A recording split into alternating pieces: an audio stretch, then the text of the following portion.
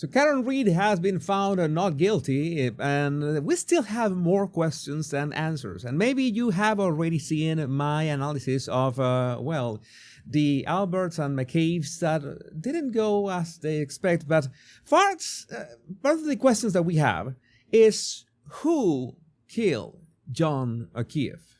Because if Karen Reed didn't do it when she, backed up on her SUV, then who is the real murderer? That is a question that we will be asking many times in the following months, if not years.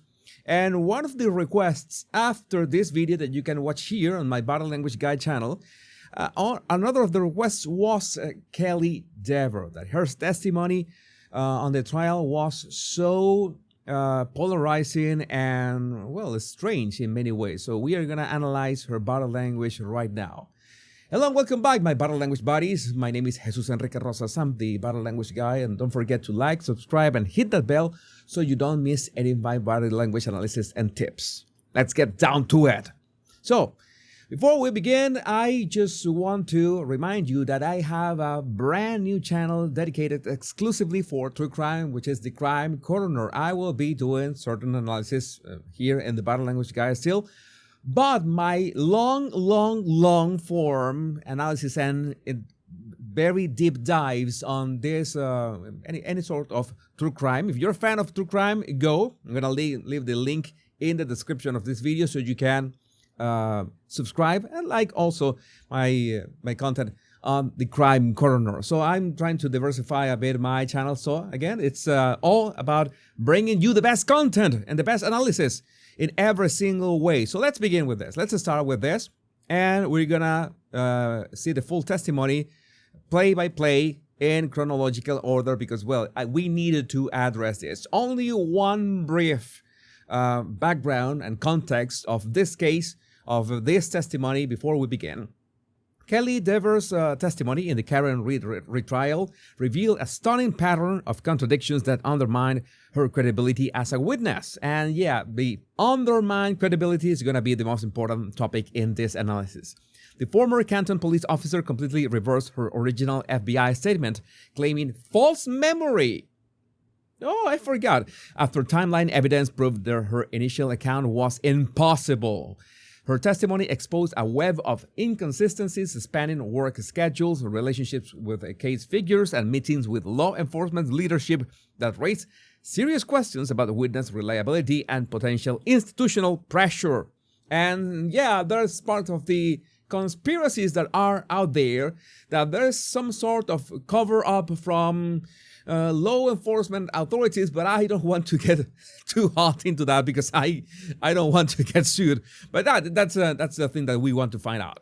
Is somebody being protected? Was Karen Reed being blamed for to protect someone else? That's what we want to find out. So we start with this one, and the first clip is this. May I inquire? Oh, the sound is all off. It's things that happen. Now we're ready to begin. May I inquire? Yes. Thank you. Officer Dever, did you go on to say in that interview, quote, you never saw them leave, them being Brian Higgins and Chief Ken Berkowitz.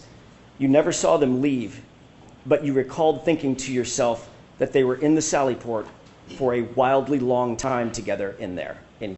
Okay, a couple of things here in terms of body language. You're going to make sure that I have my sound in the right way. I didn't do it before. Now, the thing that we need to establish first is the body language baseline. It's something that this frame is the best example of what is going to be her baseline or her usual body language expression that we have to take into account, because this right here is no expression at all. That is her resting face.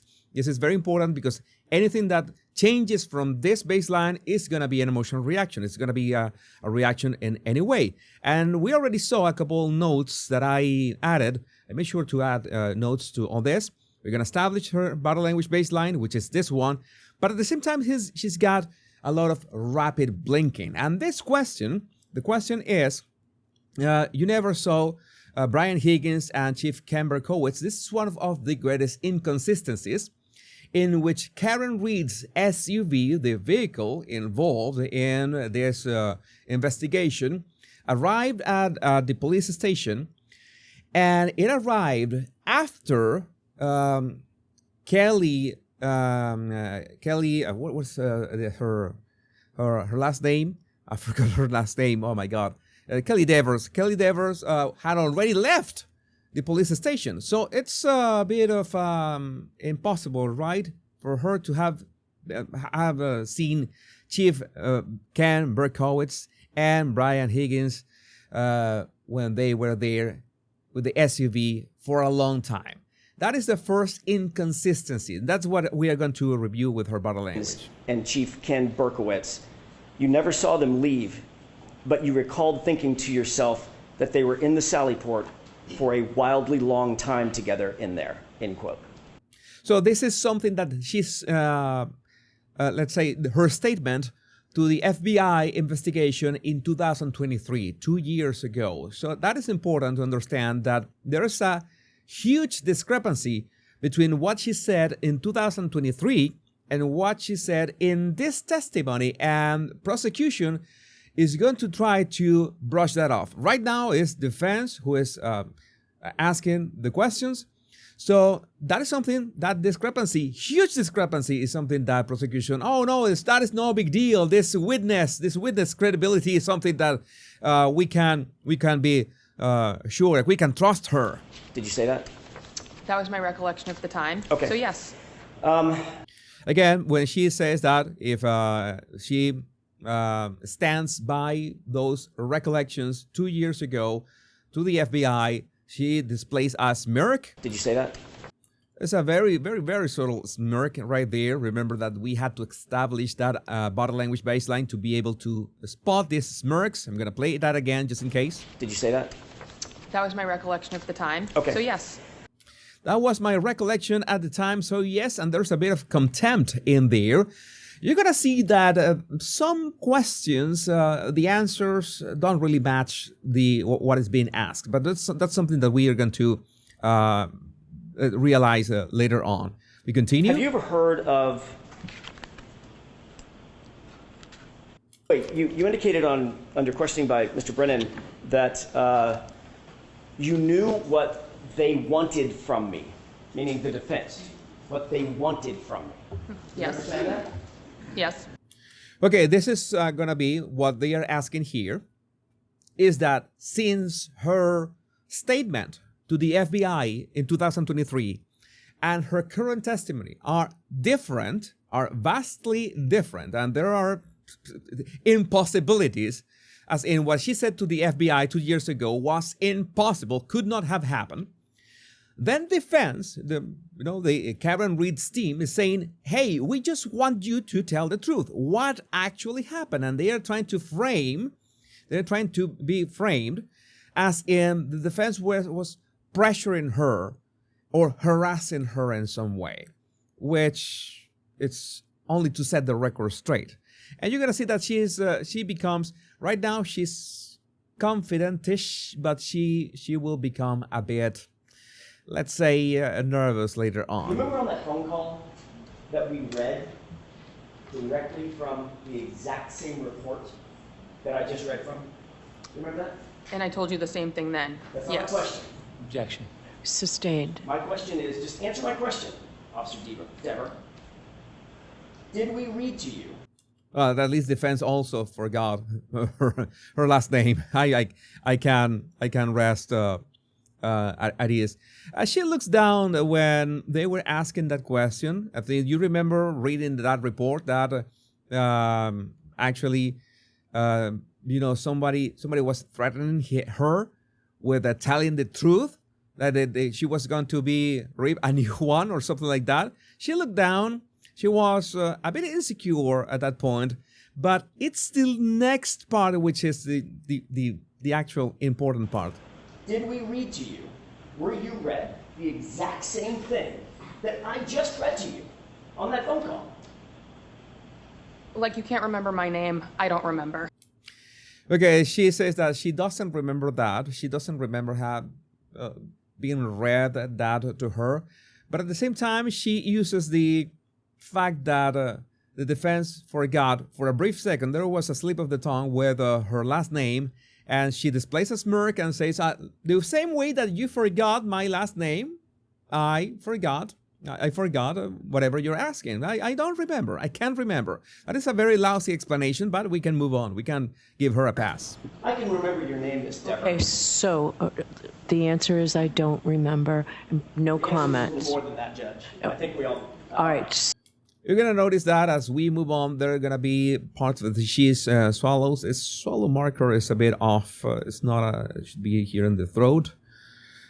She's going to swallow a couple more times throughout the testimony, and that is going to be an emotional marker. You know that every single body language note that you see doesn't have a meaning in itself, but it's the reaction to things, it's the reaction and the clustering of similar emotional reactions that is going to allow us to reach a conclusion. So we can move on. Judge. I think we all. All right, so no comments, just questions, please. Rogue lip corner pull, like this. Pulling her lip corner. Do you recall us telling you that we were looking for the truth about your comments? Again, a note, defense wants to establish the contradiction with her FBI statement. Do you remember that we were talking about that? Objection. Comments. I'm going to allow it. There's an objection. Why the prosecution would have an objection to, well, set the record straight about what she said to the FBI in 2023? Oh yeah, because that will jeopardize her credibility, which, of course, prosecution doesn't want, because they want to paint everything that law enforcement officers have said, like they all agree, and there's nothing to see here. There's no contradictions, and well, there's a huge contradiction in here.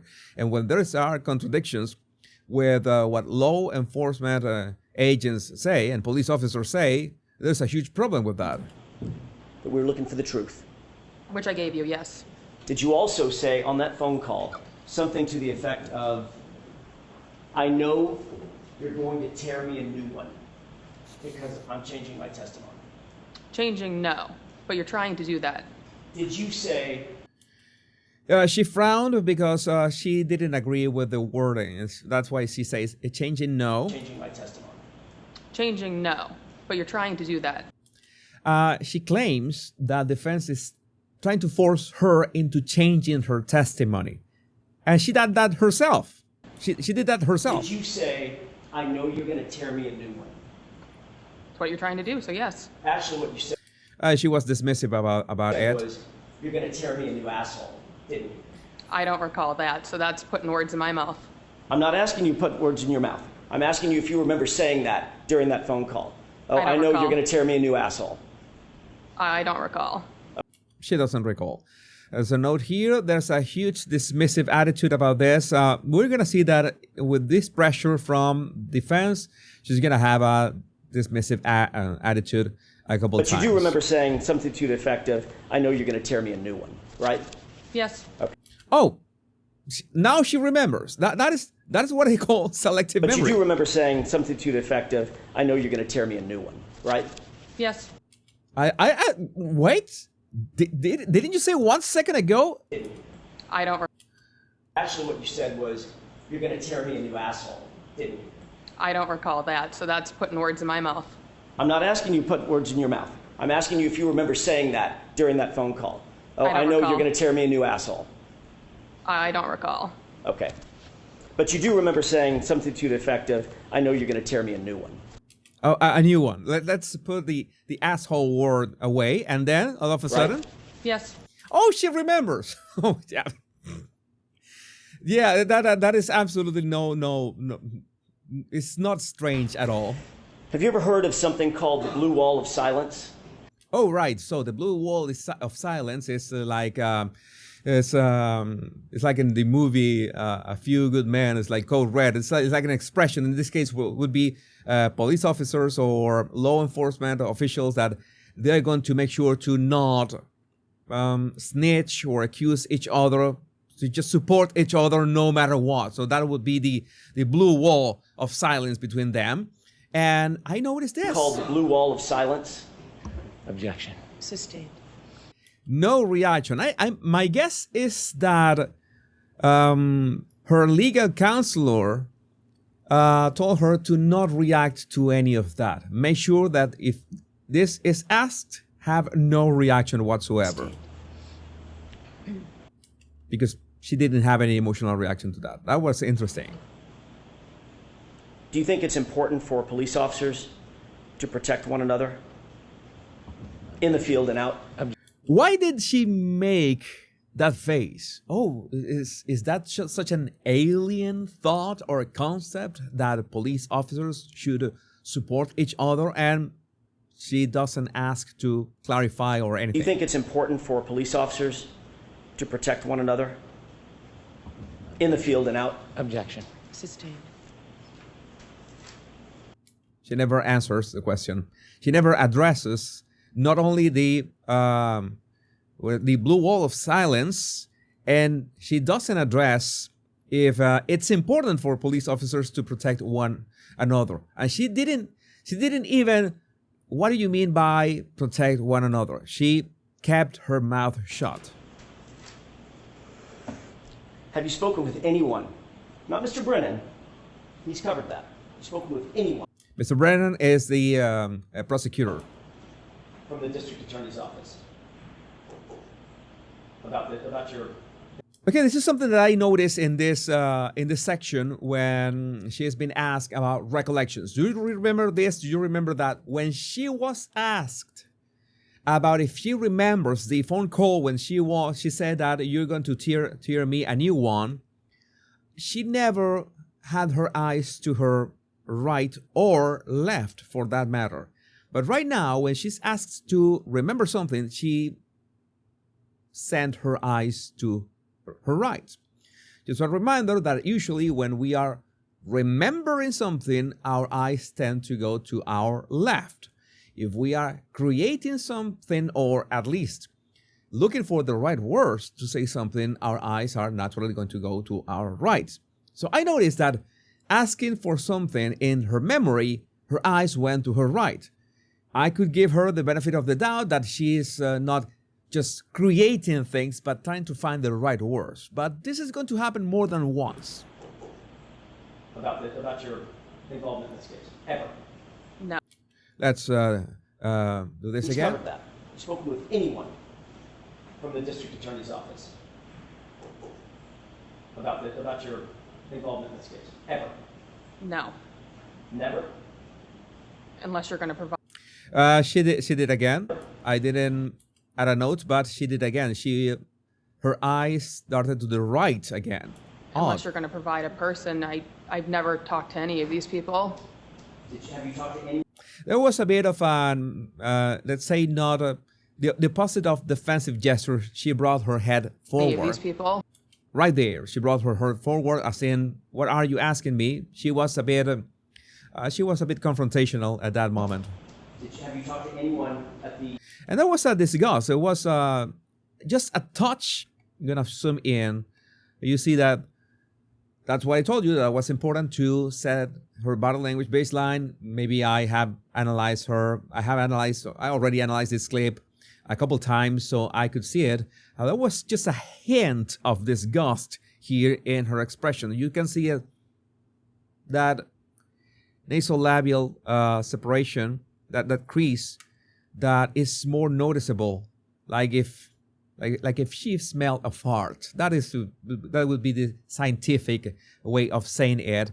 But jokes aside, yeah, that is a hint of disgust in there. Have you talked to anyone at the DA's office at all, in any regard? Not to my recollection. How about? Again, recollection, not that I remember, but she looks to her right. She has done that 3 times already. And she did not do it when she was trying to remember the phone call. Not to my recollection. How about indirectly? Again, Not to my knowledge. Are you friends with any people that you're aware of that are connected to this case? This is important because, yes, she is friend with one person connected to this case. Are you personal friends? Oh, this time she's actually remembering. Her eyes went up and to her left. And no, this is not JFK, the JFK Are movie. you personal friends? Girlfriends, boyfriends, personal friends with anyone who's connected with this case? Other people. And now she looked to her right. And I don't understand why she took so long to answer this, because she's got a personal friendship with Sarah Levinson, a prosecution witness who actually attended the party, and in which they were all there, the night that John O'Keefe died. Other people who's been on the witness stand, one person, yes. That is a loaded answer. Why do you have to be so verbose about your answer? Again, not a problem in itself, but I just add a yellow flag in there. Just flagging that. And notice that she looked to her right. She is trying to find the best words to say it, and that's why she responds with such verbosity. Other people who's been on the witness stand, one person, yes. Who's that? Sarah Levinson. Sarah Levinson, and there's a lip corner Levinson. pull and press. She presses her lips, and there's right there. You see it? I'm gonna play it. Zoom in. Sarah Levinson. Right there. Well, it was interesting. Oh, she knows that there's one person that connects her with 1 degree of separation to the crime scene, so to speak. Oh, she swallowed as well. Another emotional marker. She hasn't done that frequently, but she knows that she being friends with Sarah Levinson is, let's say, a problem. How long have you known Sarah? We became friends in middle school. Oh, she's actually remembering. Her eyes darted up and to her left. That's when you say, "Oh, that's the way that she is remembering visually." Right? This is the way that she remembers. Became friends in middle school. Did you watch any of this trial? These are questions about if she has watched any clips or videos or any live streams of this trial specifically. This is going to be important and really funny in some instances. Clips in passing, but no, it's 6 hours a day. There's a head shake. No, it's 6 hours a day. Clips in passing, but no, it's 6 hours a day. She shakes her head, but then when she says no, she nods. I didn't add a note in there, but you can see that right after she shakes her head and she says no, she nods with her head. I'm going to play it. Clips in passing, but no, it's 6 hours a day. It's 6 hours a day. Oh, right. Yellow flag. So I work during the day shift now. So you've seen some of the footage of the goings-on in this case, correct? Yes, nothing with her. I did not watch her testimony. All right, nothing with her, but right when she said that, her eyes went down, which is odd because she really hasn't done that in the 4 minutes that has lasted this part of her testimony. That's all. That's when you see something change. What change? I would have my doubts. I wouldn't say that she's outright lying, but if I was interrogating her, I would take note of that and I would eventually repeat that question in another way or bring it again in a couple minutes just to make sure. With her. I did not watch her testimony.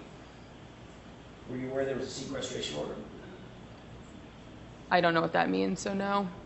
Okay, I noticed that she really didn't know what a sequestration order was. And I said, wait a second, isn't she a police officer or was a law enforcement officer? How can she not know that? I don't know what that means, so no. You're a sworn peace officer, you don't know what sequestration means? You're a sworn peace officer, you don't know what that Means? No. In terms of witnesses? No. Not watching the proceedings? Yeah, I had to include the no. You know that I can be a bit satirical sometimes, but I mean, what? LMAO. It's just, it was baffling. It was baffling. That's a question is that if you're a witness in a trial, there could be a sequestering order that you cannot be in the courtroom during certain when other witnesses are giving their testimony, so your testimony is not tainted or cannot be influenced by what other people say. That is important, all right? Because everybody, you can imagine that everybody wants your testimony to be as unbiased and the truth and nothing but the truth, you know? But just in case, they make sure, and that's what a sequestering order is. Not watching the proceedings in order to affect their testimony? No, I wasn't aware. Yeah, because that is the other thing, that since this was in the media and YouTube everywhere, you don't necessarily have to be in the courtroom to watch the proceeding or other witnesses. You just can watch YouTube and watch it, and that would be a problem. But you did tune in to the case, correct? She became a little restless with that part. In small clips, yes. And you did, in fact, on August 9th, 2023, have a fulsome conversation with two sworn police officers about your memory of what you saw, your observation. Head back, defensive. What are you talking about? She knows that she has to retreat. Her arrogance, if she displayed any arrogance before, that's going to fade away really quickly. On January 29th, 2022, correct? I don't know if they're police officers necessarily, but yes. Again, this is verbose. The defense is saying police officers, whereas FBI agents. She could have say, "You mean FBI agents, like to help out?" But she doesn't. She doesn't want to cooperate. She doesn't want to help the defense in this case. And I wonder, why couldn't she just say, "You mean FBI agents?" It's like, is that much of a big deal? That's why so many people are saying, why are these sworn peace officers so shady? Why is she so shady in this way? Law enforcement agents, how about that? Yes.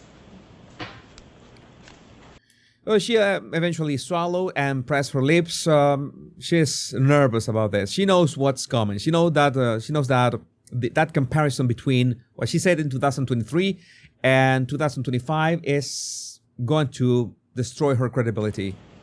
And that conversation is reflected in this piece of paper that I just read to you, correct? Yes. No emotional markers here. Thanks. That's all I have. And we have the switch to the prosecution. Now it's prosecution who is going to take the lead and ask the questions. So that you're going to see that change in her demeanor and, of course, the tone of the questions.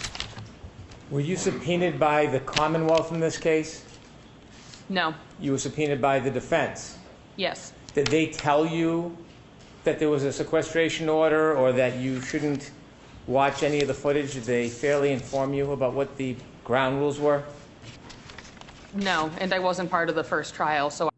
Right, so she's saying that she was not informed of the sequestration order. She was not informed by the defense, who was who were the ones who subpoenaed her. She's actually remembering. She's trying to remember, or trying to remember. I'm not saying that she's remembering. She's trying to remember. She's trying to recall from memory if that happened.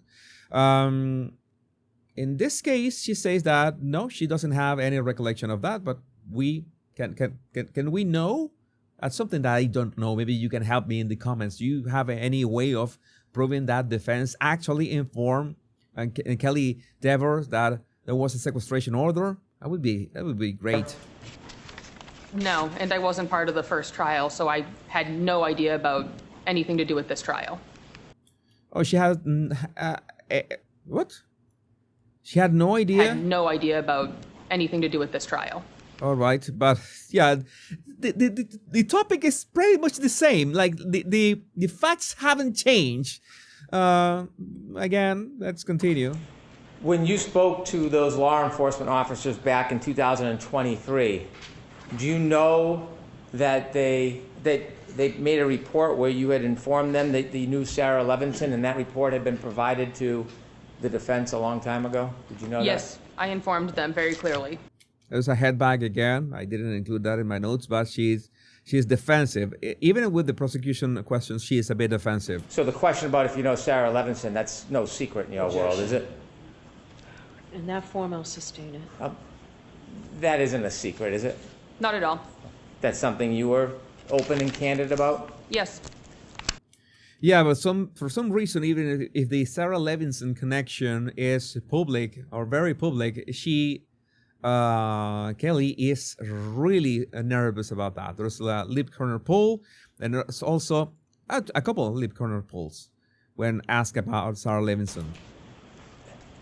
You understand that regardless of what you say, it doesn't matter as long as it's the truth. Do you understand that? What kind of question is that? Yes. The Commonwealth in no way is asking you to accommodate it or please it in any way. Do you understand that? Yeah, there's no pressure to, ban the truth. Wink, wink. Yes. If there was something that may be perceived by others as adverse to the Commonwealth, you understand we would want you to tell that if it was the truth, don't you? Sustained. You understand, well, the Commonwealth has never intimated, suggested, or advised you to say anything other than the truth, have they? No. This is to what the prosecution is doing here. Is that they trying to make it seem that there has been no pressure on Kelly Dever to say anything that is not the truth, as in all that the prosecution has done has been to for her to tell the truth and for us to believe that she has told the truth the whole time. But the problem is that they are trying to, sweep under the rug the fact that whatever the truth is today is very different from what she said back in 2023. That is the problem, and that's why the prosecution wants to. Oh, we have never suggested that you say anything other than the truth. They are trying to, straighten up her credibility so she can be a viable witness for the prosecution. This is a circus. This is already a circus. Have you been given any consideration or reward because you remedied your memory? You remedied your memory. That is important. That's why I put those captions in yellow. You remedied your memory. That is a beautiful wording of saying that you essentially she lied the first time. She lied 2 years ago talking to the FBI. So they have to paint it in a beautiful way. You remedied your memory. All right. You remedied your memory? No. After being shown the evidence Let's talk about her previous FBI that statement. you left that day, January 29, 2022 at 3:45, and learning that the defendant's car did not get to the Sally Port at 5:30 or so p.m. Is there any way you could have seen Mr. Berkowitz and Mr. Higgins in the Sally Port with the defendant's car that Head back, because she knows that even if it's the prosecution, and the prosecution is on her side, so to speak, she knows that this is gonna make or break her testimony. defendant's car that night before you left for work? There is no way.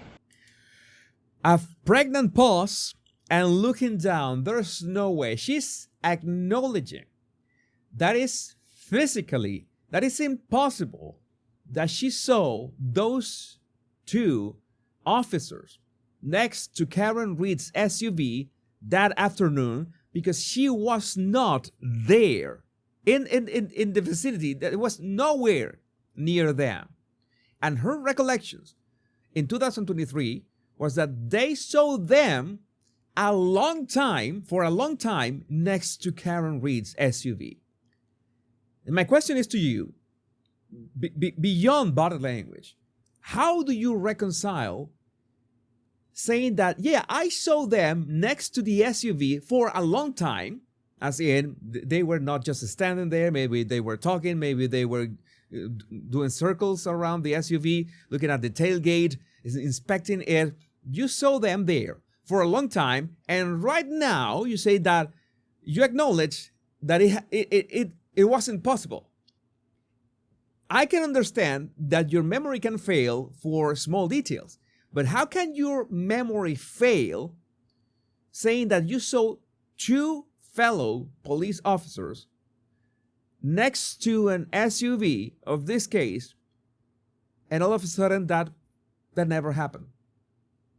You understand what I'm saying, right? It's like you can have right, I thought I saw him. I saw him briefly, and maybe your memory fails you, but it's so vivid, that picture that she painted to the FBI 2 years ago, no, it never happened. No, this, again, I told you, this is a circus. No way. Understanding you made a mistake was the wording. She made a mistake. She made a mistake of completely fabricating a scene with the two other officers for a long time with an SUV that was not there. It was impossible to be there, that she couldn't have witnessed that. And she made a mistake. It's baffling. It is laughable. The defense receptive to your explanation that you made a mistake? Was the defense receptive to your explanation that you made a mistake? No, you made. Were those demons, those monsters receptive to the fact that you just made a mistake? Objection. Sustained in that form. Did the defense pressure you when you told them you were going to come into this court and tell the truth about your mistake? Again, notice that prosecution have said the word mistake 3 times. Objection. I'm going to allow it.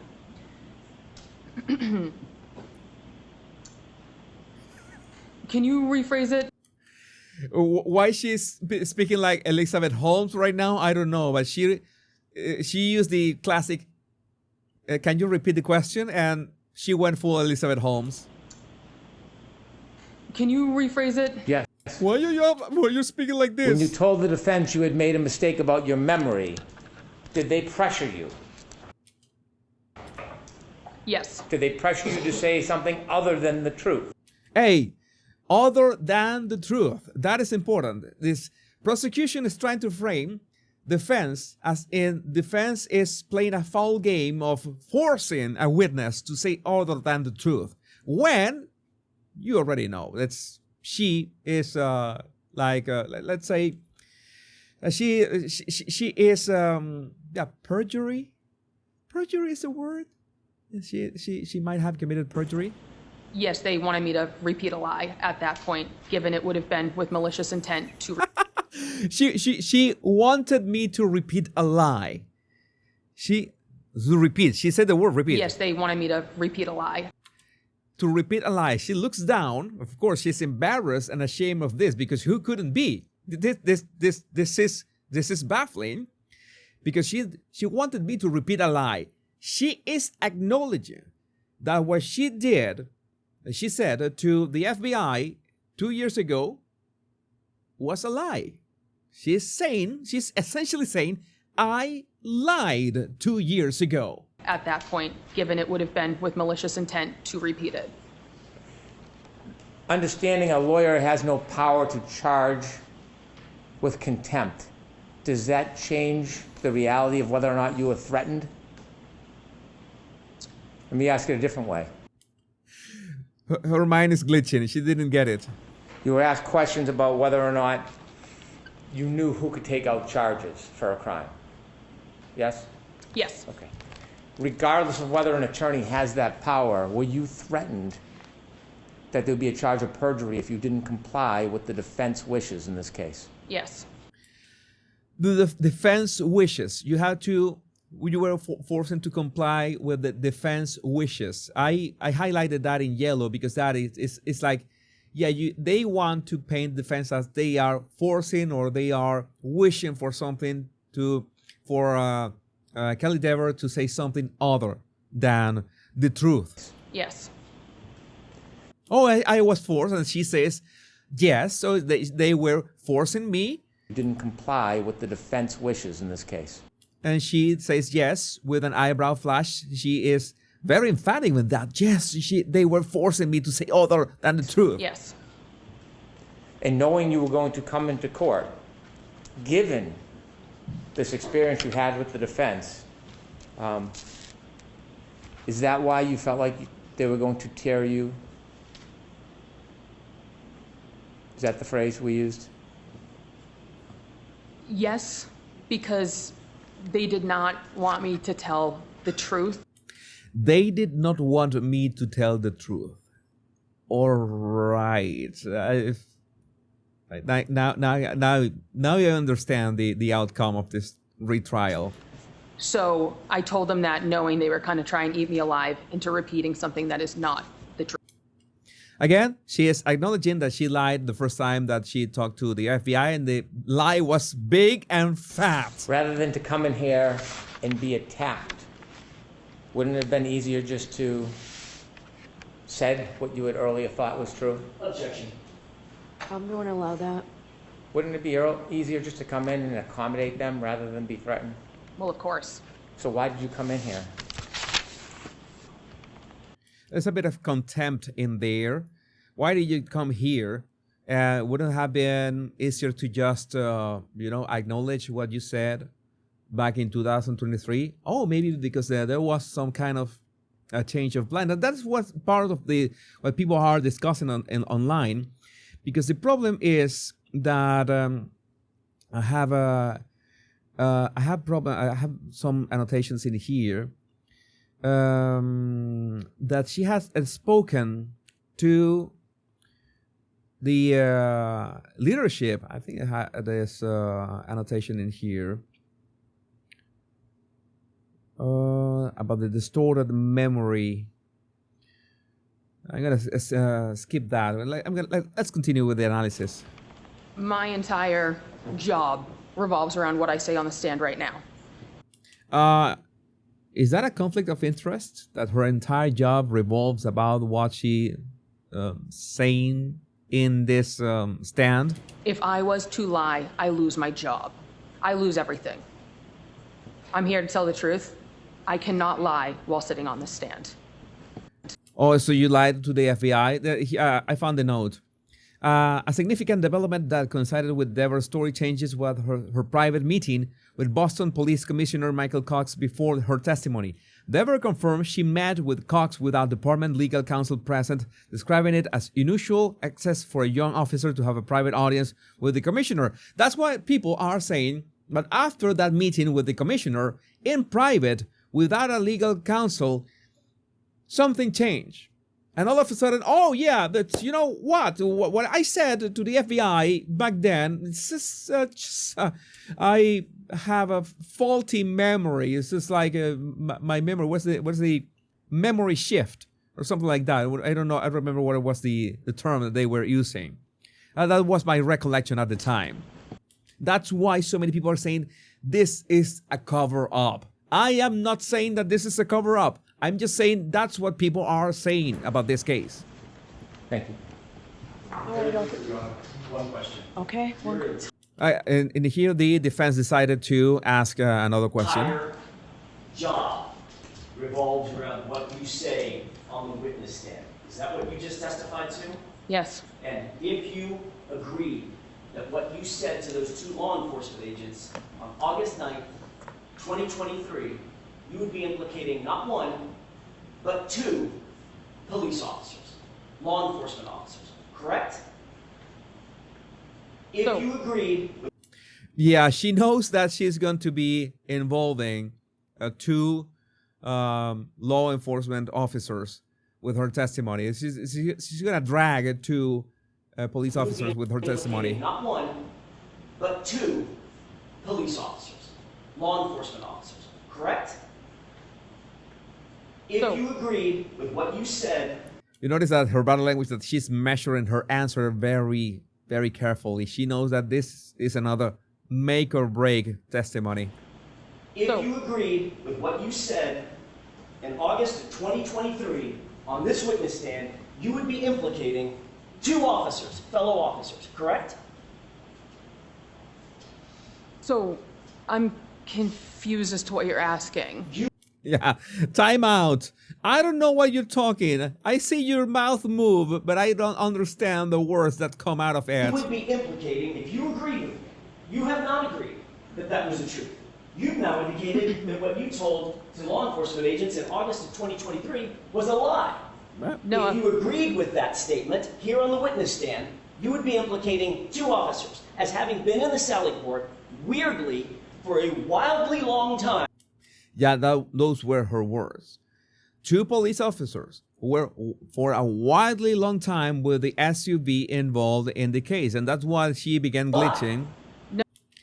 It was a head contradiction. She says no, but her head did some kind of a nod. No, If you agree I would say it's not a nod, with that statement, but also she looks down and presses lips. Yeah, she knows that. Oh, she's been cornered. time with the SUV, implicating not one, but two fellow officers, correct?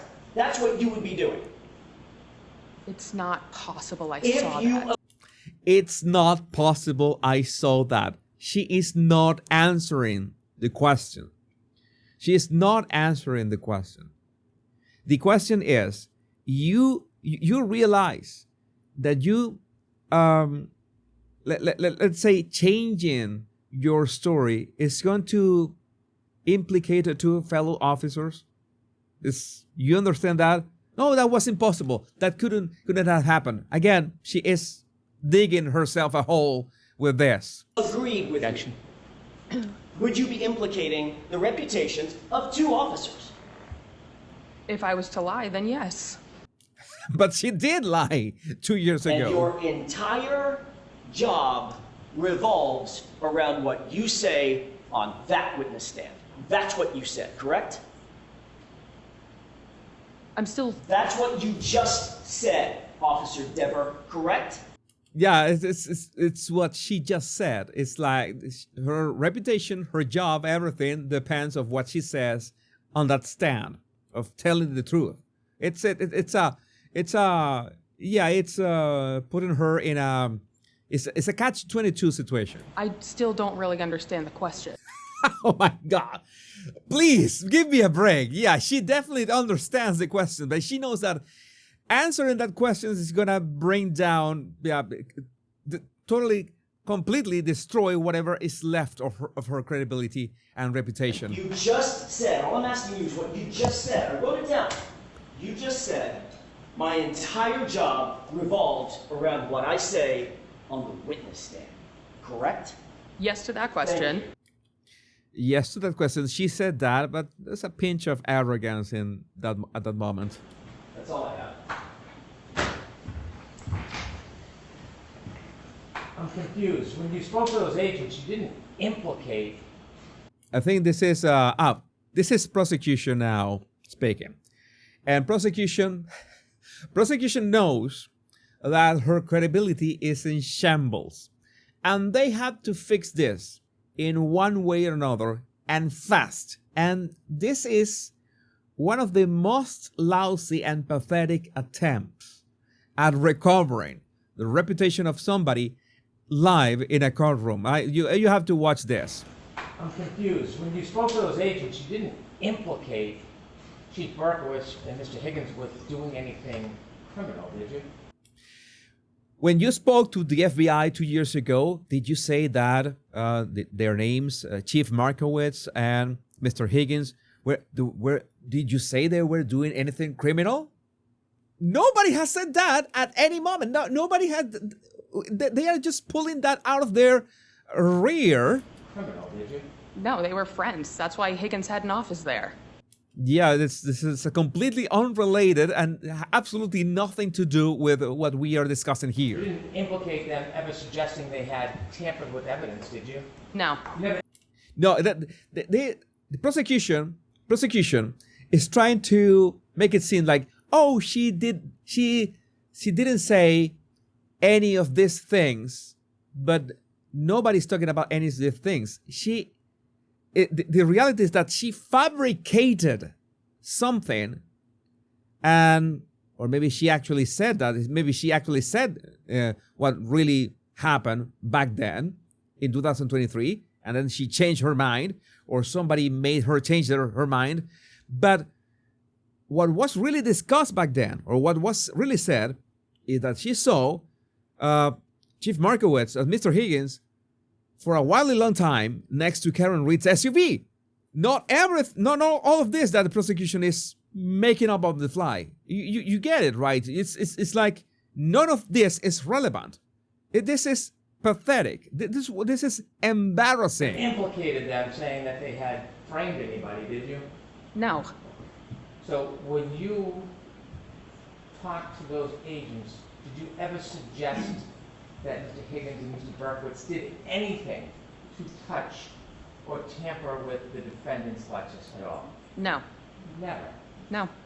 All of this is to muddle the subject. All of this is to make it murky. Oh, this is no. Our witness is credible because she never said any of these things that never happened. Yeah, but we are making them on the fly anyway. No. Never. No. Is there anybody you're protecting? I have no one to protect. Do you need to? I have no one to protect, and she nods. Is there anybody you're protecting? I have no one to protect. Do you need to protect anybody? No. Oh. All right, Officer Dever, you are awesome. Thank you, Your Honor. All right, jurors. I see. I saw like kind of a smirk when she was finally getting up. But again, this was a circus. Thanks to, I don't remember who was the one who recommended this analysis, that I analyzed this on X today. So I just went in and found the clip and began doing the annotations. And yes, I'm telling you, this is gonna be trending for a long time because people want answers. Like, who killed John and Keith? People want the answers, and we have to find them in some way, and we have to start by understanding what are the stakes for all these actors. What are the stakes for them? What are they to lose and to gain from all this? And I'm pretty sure that they will try, as that horrible interview of the Alberts and McCabe's, they will try to wash their reputation in one way or another. But meanwhile, we can watch, in retrospect, this other part of the trial and understand that this is the greatest example to pinpoint the body language of people that, well, like, how can I put this, are full of manure. But again, I'm going to remind you that I have a channel, a brand new channel dedicated to true crime. I'm still doing this analysis here in my body language guy channel, but when it comes to long deep dives, this was a deep dive. It was going to be close to 1 hour. Deep dives on true crime and police interrogations and body cam footage. I'm going to do it and at the Crime Corner, so make sure to follow me there. I'm going to leave you with the link in the description of this video. Well, my body language buddies, my name is Jesus Enrique Rosas. I'm the body language guy, and also remember to download my free 100 body language tips right in the description of this video. Remember the most important words: much love and bliss.